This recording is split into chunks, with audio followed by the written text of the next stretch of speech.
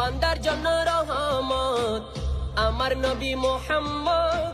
দুজাহানে আর কি আছে এমনই সম্পদ, দুজাহানে আর কি আছে এমনই সম্পদ।